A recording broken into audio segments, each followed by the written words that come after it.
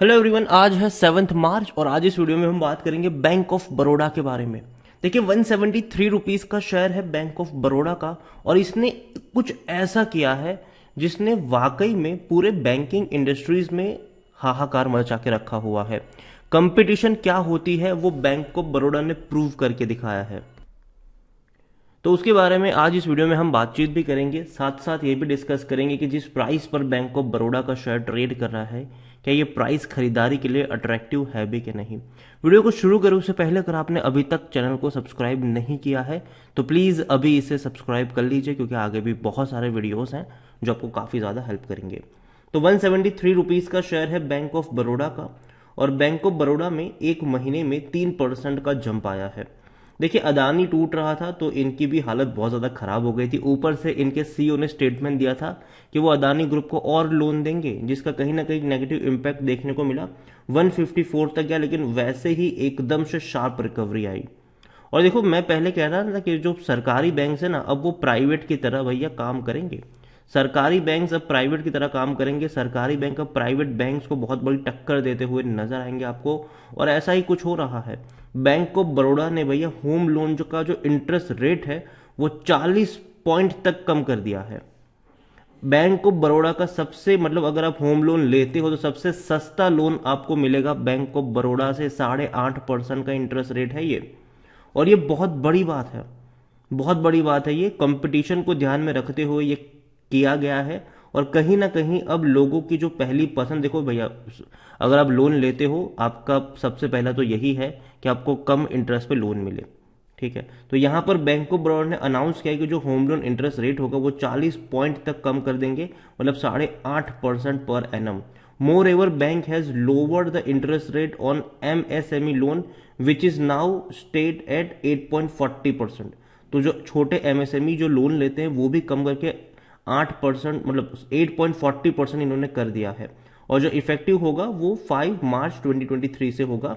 And there are only valid through March 31 March 2023, लेकिन valid होगा सिर्फ 31 मार्च 2023 तक होगा। The bank is also wave 100% of processing fee loans and 50% of processing of MSME loan. तो ये बहुत बड़ी बात है कि जो प्रोसेसिंग फीस होती है उसमें 100% का इन्होंने वे ऑफ कर दिया है, और जो 50% का जो प्रोसेसिंग फी एमएसएमई लोन की होती है वहां पर इन्होंने वे ऑफ किया है, 50% का वे ऑफ किया है यहाँ पर।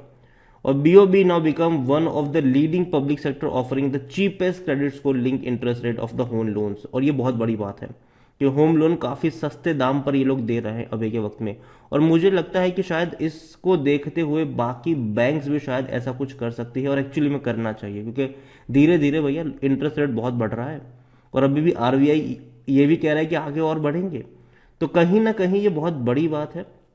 यहाँ पर अगर आप देखो तो बैंक ऑफ बड़ौदा के जो एग्जीक्यूटिव डायरेक्टर है उनकी तरफ से स्टेटमेंट भी है कि the bank is please to drop its home loan interest rate and introduce a very special limited period offer 8.50%। The offer will make home purchase more affordable for home buyers in the current scenario where interest rate have risen considerably and reduction rate is for the MS. तो simple चीज़ भैया support करने के लिए है, और एक limited period के लिए ऑफर है, ठीक है। और ये बहुत बड़ी बात है। काफ़ी लोग भैया जाहिर सी बात है या तो बैंक ऑफ बड़ौदा में अपना ऑलरेडी जिनका होम लोन चल रहा होगा वो हो सकता है कि अपना होम लोन जो है वो वहाँ से बंद करके यहाँ पे शुरू करा, ट्रांसफ़र करवा ले। या फिर किसी का प्रॉपर्टी परचेज करने का प्लान होगा, घर परचेज करने का प्लान होगा, लेकिन बढ़ते हुए होम लोन को देखते हुए उन्होंने अपने प्लान शायद ड्रॉप किए होंगे। तो शायद हो सकता है कि वो दोबारा से उसके बारे में दोबारा खरीदने के बारे में सोच भी ले। तो बड़ी बात है ये, और ऐसा मेरे हिसाब से बाकी बैंक्स को भी करना चाहिए। और सरकारी बैंक्स भैया अब काफ़ी अग्रेसिवली काम कर रही है, उस बात में कोई शक नहीं है। एक साल में अगर आप देखो तो 72% का जंप आया है। 90 रुपए से 193 तक गया, डबल से भी ज़्यादा पैसा बना दिया, लेकिन बाद में करेक्शन भी आया, फिर वापस उछलने की कोशिश कर रहा है। बैंक ऑफ बड़ौदा अगर आप देखोगे तो जो तेज़ी आई है ना वो बहुत कम आती है यहाँ पर। आप देखो 3 साल में 140% का ग्रोथ है, लगातार भागता नजर आया है। लेकिन अगर आप 10 साल का ग्राफ देख लोगे तो पिछले 10 सालों में बैंक ऑफ बड़ौदा का जो शेयर है उसमें सिर्फ 18% का ग्रोथ है। तेजी आई थी, फिर गिरावट आई, फिर थोड़ी बहुत तेजी आई, फिर लंबे समय तक ये डिक्लाइन मोड में ही रहा। अब एकदम से शार्प रिकवरी आई है, और कहीं ना कहीं बैंक्स के जो फंडामेंटल्स है वो बेहतर हो रहे हैं। लार्ज कैप कंपनी है ये, 90,000 करोड़ से भी ज़्यादा का इसका मार्केट कैप है। वॉल्यूम अगर देखें तो 2 करोड़ से भी ज़्यादा के मतलब बड़ी क्वांटिटी में शेयर ट्रेड हो रहे हैं।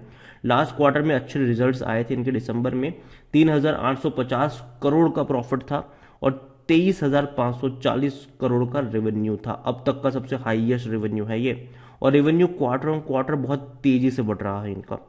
प्रमोटर की होल्डिंग भी अच्छी है, 63.97। प्रमोटर यहाँ पर कौन है? गवर्नमेंट है, सरकारी बैंक है ये। बैंक ऑफ बड़ौदा में अगर हम देखें तो भैया यहाँ पर जो इनके डिविडेंड्स की सबसे पहले अगर हम बात करें तो पिछले साल 2 रुपये 85 पैसे का डिविडेंड था। उसे पहले कई सालों तक नहीं देता था, इसने पे नहीं किया था। 2017 में पे किया था। उसके बाद 2022 में इन्होंने डिविडेंड पे किया है, जो कि देखा जाए तो बीच में गैप था, लेकिन दोबारा पे करना शुरू किया, जो कि अच्छी बात है। और बैंक्स भी अच्छा प्रॉफिट कर रही, तो जाहिर सी बात है सरकार भी बोलेगी चलो भैया थोड़ा सा पैसा यहाँ पर भी हमको दो। रेवेन्यू की जहाँ तक बात करें तो अच्छे खासे रेवेन्यू हमें नजर आए थे। 2018 और 19 में कम थे, लेकिन 2020 से एक बहुत बड़ी रफ्तार हमने रेवेन्यू फ्रंट पर देखी। 78,000 करोड़ के रेवेन्यू थे, फिर 74 रहे, फिर 73 रहे, अभी 23,000 करोड़ का लास्ट क्वार्टर का रेवेन्यू था। एवरेज अगर हम निकालते हैं तो डेफिनेटली वो 80-85 से के आसपास की बनेगी, उससे ज़्यादा ही बनेगी। तो 2023 में डेफिनेटली इनका अब तक का सबसे हाईएस्ट रेवेन्यू आप देख सकोगे।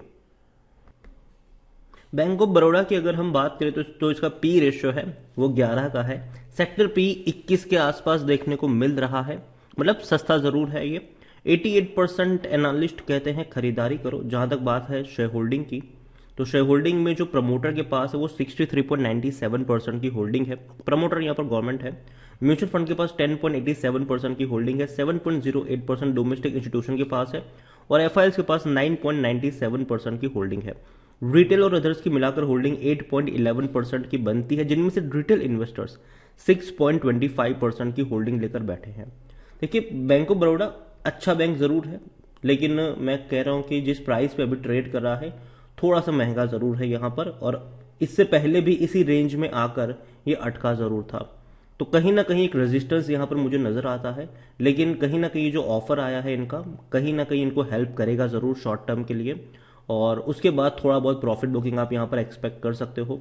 दूसरी बात ये भी है कि फेड्स के इंटरेस्ट रेट बढ़ने की खबर पर भी नजर होनी चाहिए। अगर वहां पर इंटरेस्ट रेट बढ़ेंगे तो यहाँ के बैंकिंग शेयर पर प्रेशर बनेगा, और वहां पर आपको गिरावट देखने को मिलेगी भारत में भी, क्योंकि सीधा इंपैक्ट ये होगा कि भारत में भी फिर दोबारा इंटरेस्ट रेट बढ़ने के चांसेस बढ़ जाएंगे। तो यही वजह है कि अभी मैं बैंकिंग शेयर पे उतना ज़्यादा बेट नहीं ले रहा हूँ। मुझे लगता है कि शायद थोड़ी बहुत प्रेशर बनना चाहिए यहाँ पर, और थोड़ा बहुत और करेक्शन यहाँ पर बनना चाहिए, और जिस तरीके का माहौल है उसको ध्यान में रखते हुए। दूसरी बात, परफॉर्मेंस काफ़ी अच्छी है, कोई शक की बात नहीं है इसमें। और मैं पहले भी कह रहा था कि बैंक ऑफ बड़ौदा है, पंजाब नेशनल बैंक है, ये दो सरकारी बैंक्स पर नज़र होनी चाहिए आने वाले दौर में, क्योंकि अब वहाँ पर पूरा गेम चेंज चल रहा है, और कहीं ना कहीं वो भी एक प्राइवेट की तरह काम करना शुरू कर रहे हैं। तो नजर रखिए बैंक ऑफ बड़ौदा पे, लेकिन अभी इस प्राइस में मेरी बाइंग की रिकमेंडेशन नहीं है। मेरे हिसाब से थोड़ा सा वेट करना चाहिए यहाँ पर करेक्शन का, और नीचे के लेवल पर बाइंग के मौके ढूंढने चाहिए। वीडियो को यहीं पे एंड करूंगा। पसंद आया हो तो लाइक करो, शेयर करो, चैनल अगर पहली बार है तो प्लीज सब्सक्राइब करें, और बैंक ऑफ बड़ौदा के बारे में आप क्या सोचते हैं वो भी आप मुझे कमेंट में लिख के बता सकते हैं। Thank you.